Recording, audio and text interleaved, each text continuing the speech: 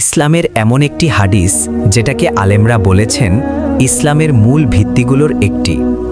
এই হাদিসটি বর্ণনা করেছেন ইসলামের দ্বিতীয় খলিফা, ন্যায়পরায়ণ শাসক হজরত ওমর ইবনে খাত্তাব রাদিয়াল্লাহু তাআলা আনহু।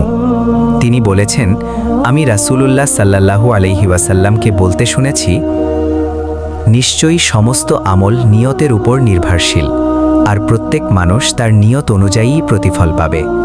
সুতরাং যার হিজরত হবে আল্লাহ ও তার রাসূলের জন্য, তার হিজরত হবে আল্লাহ ও তার রাসূলের জন্যই। আর যার হিজরত হবে দুনিয়াবি কোনো লাভের জন্য অথবা কোনো নারীকে বিবাহ করার উদ্দেশ্যে, তার হিজরত হবে সেই উদ্দেশ্যের দিকেই যার জন্য সে হিজরত করেছে। এই হাদিসটি বর্ণিত হয়েছে সহিহ বুখারী হাদিস 1 এবং সহিহ মুসলিমে। এই হাদিস আমাদের শিখিয়ে দেয় আল্লাহর কাছে আমলের সংখ্যা বড় নয়, নিয়তটাই আসল। একই আমল কিন্তু নিয়ত বদলে গেলে ফলাফল বদলে যায়। এই হাদিস থেকে আমরা কয়েকটি বড় মাসআলা শিখি।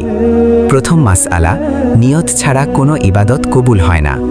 দ্বিতীয় মাসআলা, নিয়ত মনে মনে করলেই যথেষ্ট, মুখে বলা শর্ত নয়।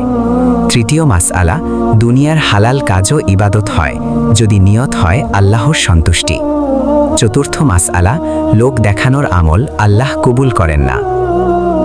আজ নিজের নিয়ত ঠিক করুন, কারণ নিয়ত ঠিক হলে আমল নিজেই কবুল হয়ে যায়। হে আল্লাহ, আমাদের নিয়তগুলো খাঁটি করে দিন, আমাদের আমলগুলো কবুল করুন। আমিন।